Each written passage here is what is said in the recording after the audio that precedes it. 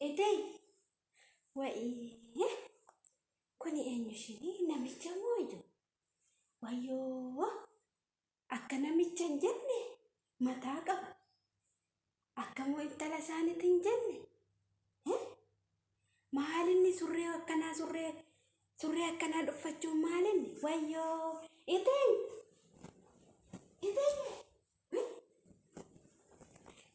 itay.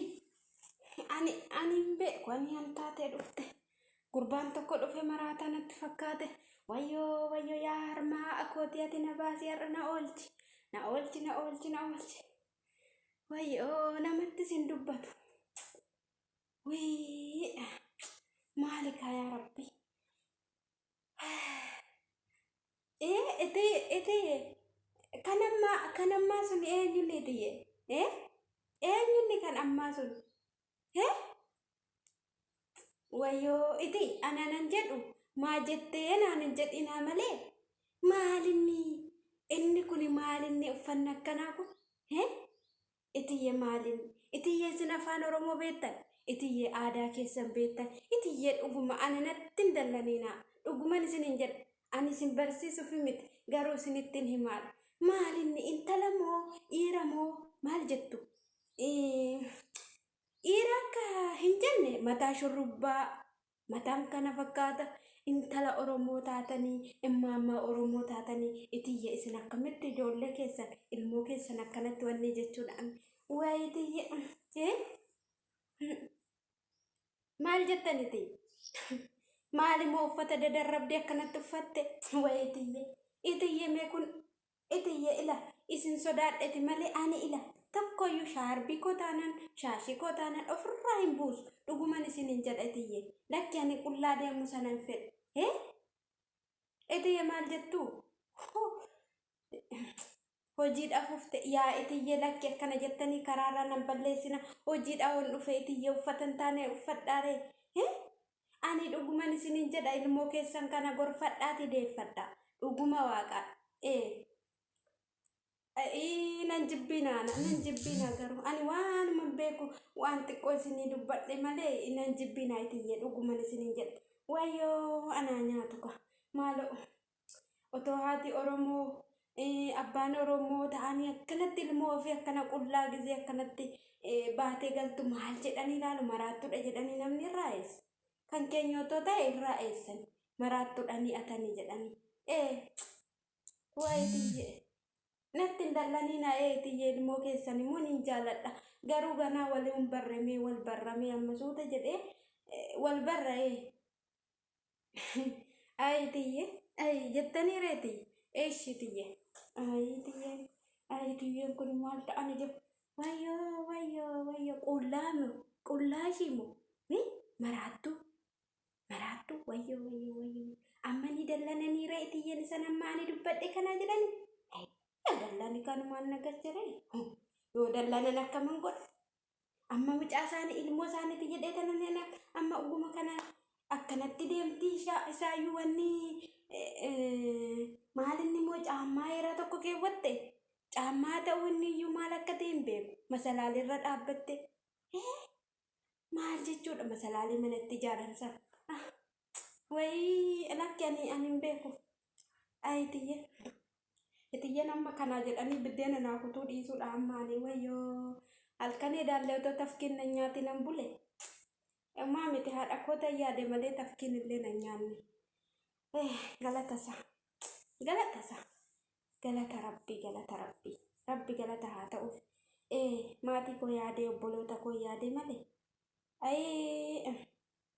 Itiyyeen amma natti dallanani. Maalan beekaanii akka isaan natti dallananii hin beeku ani dhugu. Ani ilmoo isaanii yoo afaan kiyya dhageesse immoo nan gorsaan dhugaa. Nin gorse deebisa malee akkanatti maraattuu fakkaatte namni irraa eessa maraattuu fakkaatte. Wayyoo anaa nyaatu biyyeen naa nyaatta. Ani maali?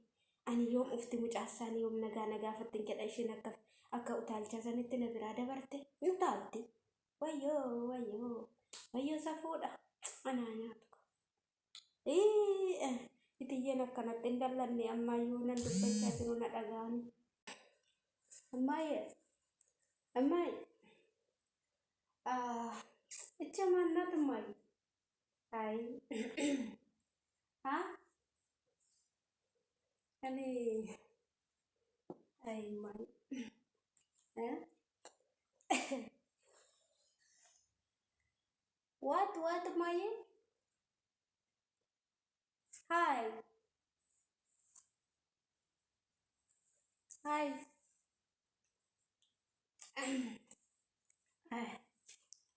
እማዬ እማዬ ትንሽ ርቦኛል። አዎ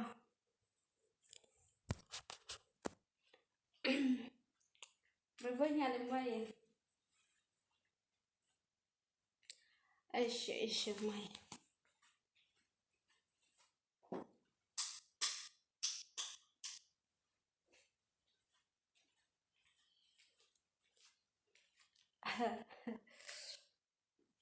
ሃይ ሄሎ ሄሎ how are you? I'm fine. Speak English. Speak English. Oh my God. Mommy, እኔ ርቦኛል ምግብ ስጭኝ። አይ እቺ ያመጣሁት ደግሞ ምንድን ናት? አይ እማዬ የምታመጣ ነገር ምንድን ነው?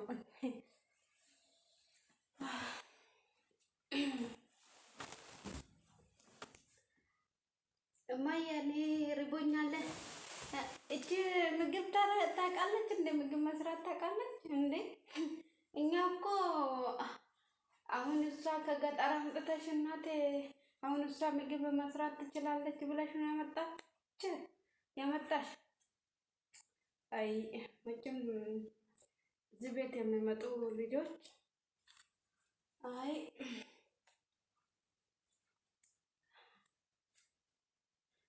አይ ደግሞ ምንድን ነው ልብሱ የለበሰችው? ማይ ጋድ ኦ ማይ ጋድ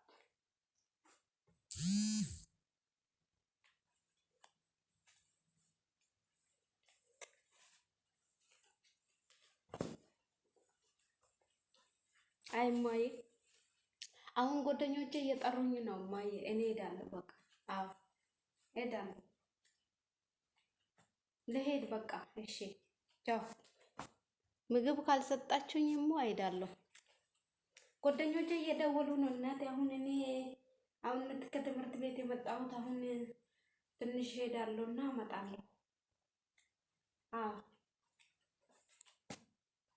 አይ ማልታቴ ያረሞ ሰራተኛት አይ ሰራተኛው ተከናት ፉላ ዮኬነና ከመት ማልጀታ ከልሞ ክያት ሽላለ ጀናን ማልጀቴ ሆ አመሞ ከን ኦልሴኔ ኩኒ ጉርባዳ ጀቲ አኒ አማኒነ ኢዳ ከነን ግቢ ቀጠሬ ኩኒ ጉላነሞ isatu waa godhe moo jedhee tanaan immoo fiigichaan kaachaa dhufee hafuuraan hafuutte mee ilmoo kokottu ilmoo komee atis sarratanya kana mee afaan oromootti haasa'i afaan oromootti haasa'i way maaluman ta'a barana waanuman ta'u wallaalee raanu waanuman ta'u nyaata jetten ilmoo ko nyaata siif fida maara siif fida nyaatan beektu sarratanyaan omaan jettu amma haaradha haaraa waan taateef ni beekte suutuma jette ani amma ijoolleen achittani kaa ani asittani baadiyyaatti yaa guddadhu malee sarratanyaan itiyyee aadaa kee barsiisinaan jette amma kanaafaan deebisee nan barsiisa jedhe ishiin na aanti ani maalan godhare uguma jette ilmoo ofii gorfatanii aadaa ofii kan barsiifatu abbuma jedhane abbumatu barsiifata ani haati yoon barsiisuu baadhe eenyuun naa barsiisa uguma jette kana malee amma uffata kana malee irraa hin bareedu amma maalan ta'a uffata kana malee anuun barbaadu jette maalan godha kan irraa bareedu maayi kun amma akkatti jarjarti mucaan ko kino hiriyaatu balleesse na jala hiriyoota ishiin na jalaa balleesse dhugaa mucaan kiyya dura akkasin turre amma hiriyoonni ishee na jalaa balleessite amma kun sarratanyaan illee akkatti iyyiti afaan maalii walii galaniiti ammoo amma ay intala toomee afaan ingiliffaatii fi afaan biraa itti qaqayyartee mucaatti naasayiniti ganaadha ishiin hin baran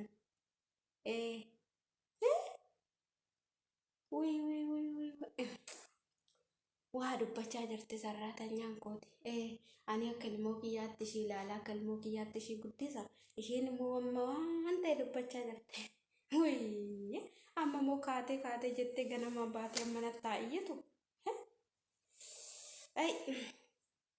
mee amma ka'ee tanan mucaa kanatti nyaata fida mucaan kun amma baatee yoom ufti balbala dura dhaabbatteetti natti fakkaate maalan godhare barasaa siriima rabbinaa tolchee siriima waaqinaa tolchee jedheeti man callise malee dhuguma ani aadaa wallaalee miti safuu wallaalee miti maal godhu amma ka'ee tanani amma ka'ee wanni jechuun qaba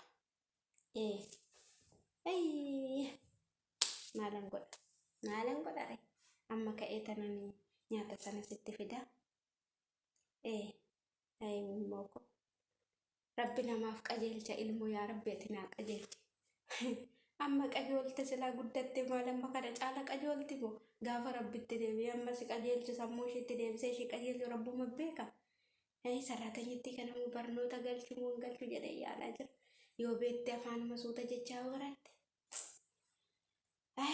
kan biraa okko akka kiyya kanaa miti kun gadi qabdi maal abbaa ishii baratti jetti kushiinaa keessatti gadi qabdi ani nan barsiisa an rabbirraan argadha malee namarraa miti nan barsiisa barattu nutis baranneetuma as geenye yoos barachuu baanne yoo maatiin barachuu baatan ilmoo isaanis hin baratiin maayyibii keessatti haftuun jedhuan barattu nan barsiisa amma xiqqoo ishee afaan barsiisatan xiqqoo ishee hojiis barsiisatan achiin booda barnoota ishee akka deemtu garuu siraatan akka isheen barattee boruu akka haadhatti na laaltuun barbaada anas haadha isheetis gattii otoo hin taane anas akka haadhatti akka na laaltuun barbaada hin bareedde anaa nyaatu kan akkasitti mo'aallee ni qabdu maan jettu manichas maan jettu na addaate akkana godhe waan jedheen nama gooti